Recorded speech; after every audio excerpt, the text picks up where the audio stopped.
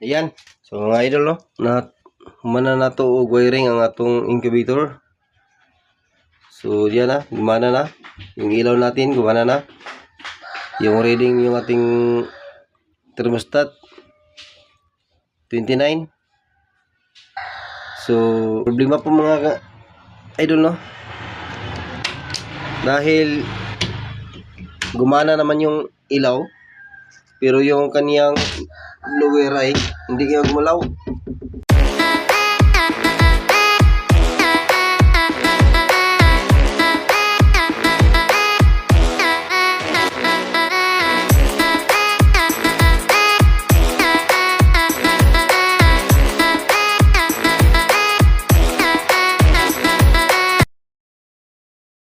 Right, may magandang araw po mga kablog. So karon mag-wiring po tayo sa ating incubator. So pakita ko po sa inyo mga kablog ang pag-wiring natin ngayon. So sabayan niyo ko mga kablog. Let's do it. So ayun, ang gamitin natin dito sa pag-wiring natin ay gamit tayo ng terminal block. Order po tayo sa Shopee. So gamitin natin wiring natin dito. So ayan po mga kapanok yung ating wiring dito. So i-explain ko po sa inyo. So ito po wire na to para po sa ating power on. So tap natin dito mga kapanok yung ating linya. So ito po yung ating main line, itong power source. So yan, tap natin dito. Yung isa nakatap na, so yung isa dito natin itap. At ito po mga kapanok yung silver jumper niya. Kailangan natin na mag-jumper doon upang tayo ay makapag-connect. Lagyan natin sila ng power. At dito natin ilagay mga kapanok yung ating line ng ating STC at saka yung ating line ng ating sino timer dito sa ating block, terminal block. So kita ko po maya kung anong setting natin dito. So isa po dito po mga kapulok ay number 5 and 6 lang po ang gagamitin natin dito dahil heating po yung kailangan natin.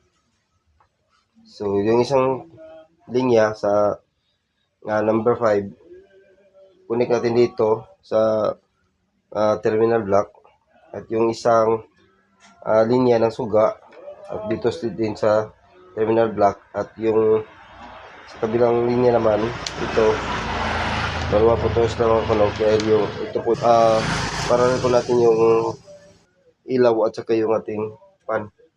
So dito po mga kanog tap natin dito sa number 6 at ito dito sa terminal block terminal natin parang gumana po yung ating STC. Yung gagawin natin dito pang malaman nyo at paano natin to ginawa. So mamaya maya yung linya na to ay maayos din natin to. So sa ngayon parang pa siya dahil hindi pa natin na ayos pero maya maya mga ayos na rin to.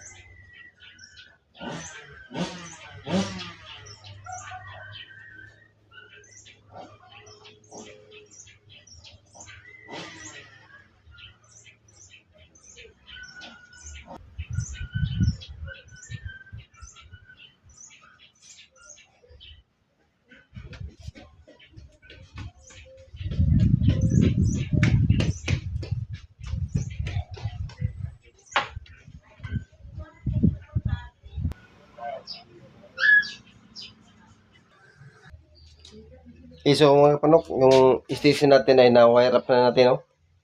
So, dito ko pa sa inyo, ito po yung ating supply, oh. At itong dalawa, yung ating load. Yung isang wire po sa number 6 ay kinabit natin yung pan, ilaw na dalawa. Oh, yung dalawang puti at saka itong black ay yan sa pan. At yung isa naman ay ito na po sila. Doon natin tap sa ating black terminal. At itong linya na to, ito po mag-supply sa iya. Ito po number 5 mag-supply sa kanya. So testingin natin kung pa-power ba siya. Ayan, so wala pa. So kailangan natin i-on to. Yan. So yan mga kapanok, gumana na yung station natin. Pero wala pang ilaw. Sa baba wala pang ilaw. Hindi pa natin nalagyan ng ilaw. So yan, 29 yung kaniyang reading. So sa ngayon, tapos na po ito. At ito na naman yung sino timer yung ating power up. So stay tuned mga kapanok. So yan mga ano ko, gumana na yung inverter natin. Gumana na po siya. May 29 at ang ating hygrometer 59. Yung ating sino timer, ipoprogram pa natin to. So may problema po mga idol, no? Dahil gumana naman yung ilaw, pero yung kaniyang blower ay hindi kaya gumalaw.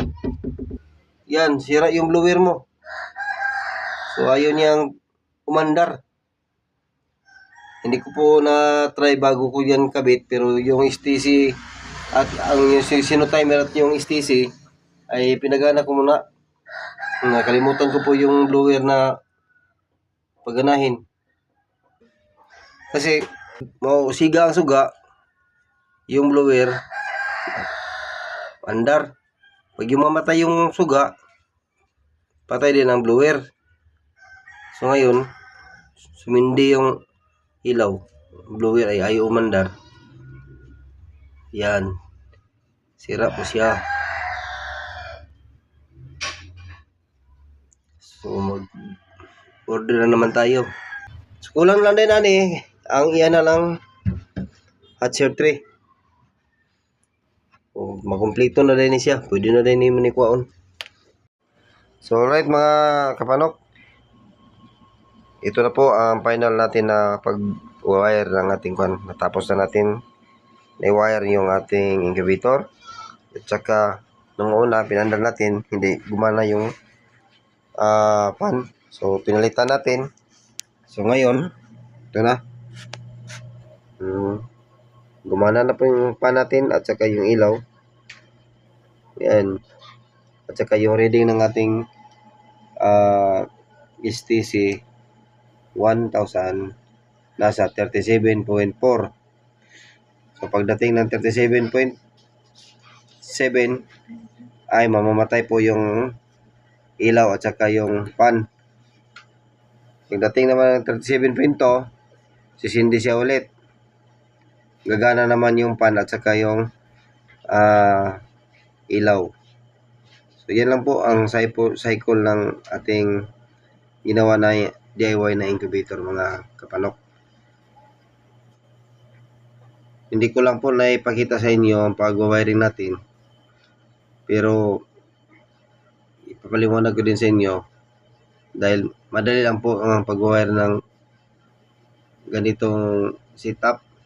Gamit nyo ang STC 1000 saka yung Sino timer at ito naman yung pang power on niya at saka yung pang pan lang sa kung gusto mong tingnan yung itlog sa loob na hindi nakabukas yung ilaw ay ito lang gamitin nyo para magbukas yung ilaw. Tulad nito, yan o. Tingnan yung lalim. Yan, kita mo. Anong kalagayan sa itlog na nilagay natin. At saka, himula na siyang i-release na. Mamatay na siya. Diba? So, kaya na kayo. So, thank you for watching mga kapanok. Bye. God bless.